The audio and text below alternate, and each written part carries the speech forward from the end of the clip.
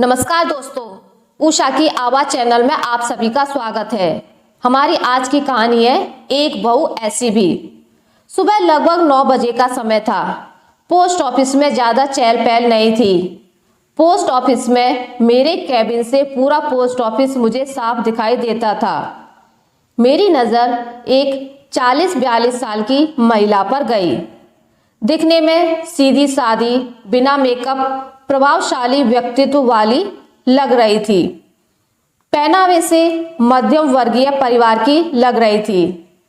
जिस तरीके से वह ऑफिस के कर्मचारियों से बातचीत कर रही थी, उसके स्वभाव की नम्रता साफ झलक रही थी।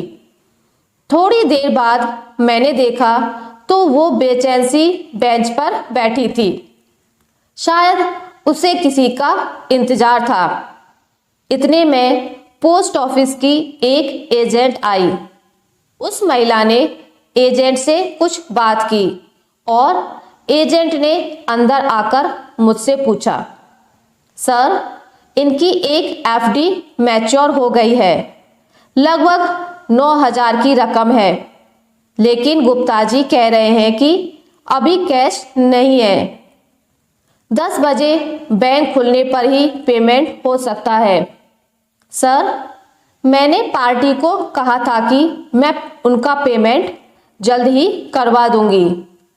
क्या कहीं से कैश का बंदोबस्त हो सकता है? हालांकि इतनी रकम तो पोस्ट ऑफिस में रहती ही है, लेकिन कुछ दिन बैंक की छुट्टी होने से आज कैश नहीं था। मैंने गुप्ता जी को बुलाकर उनसे बात की, लेकिन उन्होंने कैश ना होने की बात ही दोहरा दी।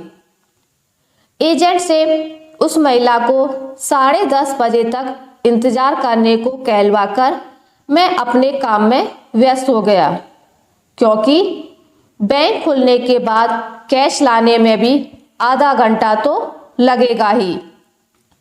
थोड़ी देर बाद मैंने देखा कि एजेंट तो जा चुकी है और वो महिला बड़ी बेसब्री से कैश लाने वाले लड़के का इंतजार कर रही है। 10:35 पर वो महिला लगभग रुआसी होकर मेरे केबिन में आकर कहने लगी, सर, मेरी बुजुर्ग सास जो कि 90 साल की हैं, उनके खाने का समय हो रहा है। मुझे उन्हें समय पर खाना खिलाना है। कैश आने में और कितना समय लगेगा? मैंने कहा, लड़का आता ही होगा। उसे देखकर सहज ही अनुमान लगाया जा सकता था कि उसके लिए एक एक मिनट कितना महत्वपूर्ण है। मैंने किसी बहू को सास को वक्त पर खाना खिलाने के लिए इतना दुखी होते पहली बार देखा था। मेरा काम करने में मन ही नहीं लग रहा था।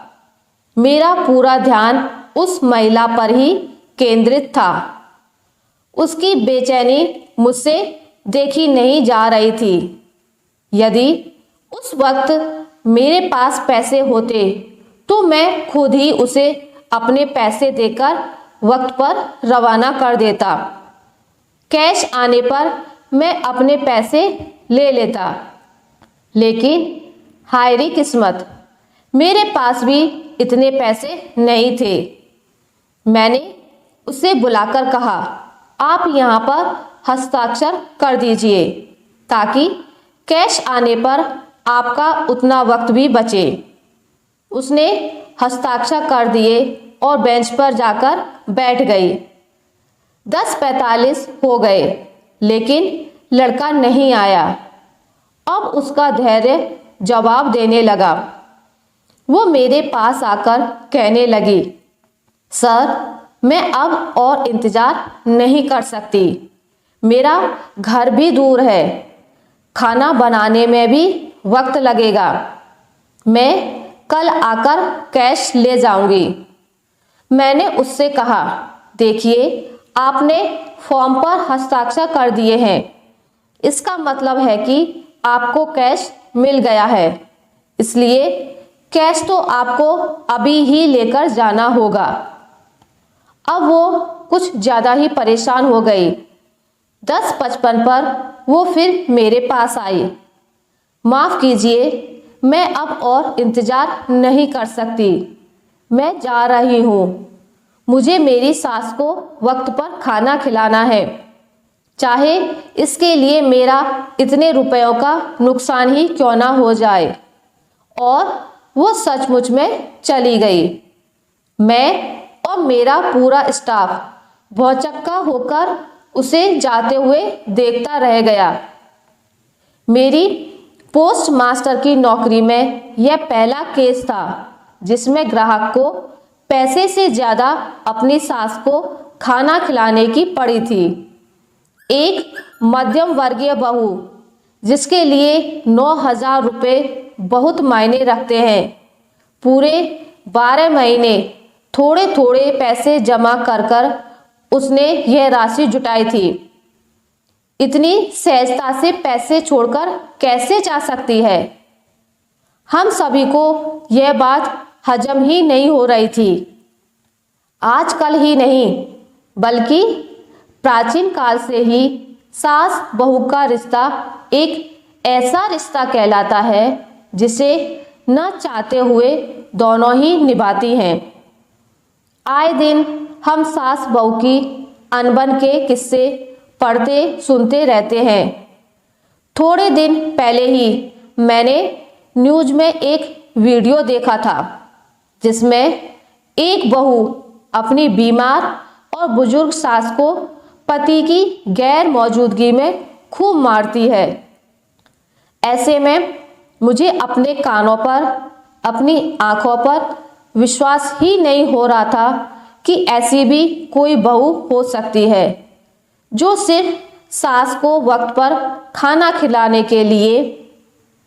मैं यह सब सोच ही रहा था कि इतने में ही वो महिला और कैश लाने वाला लड़का दोनों एक साथ पोस्ट ऑफिस में आए।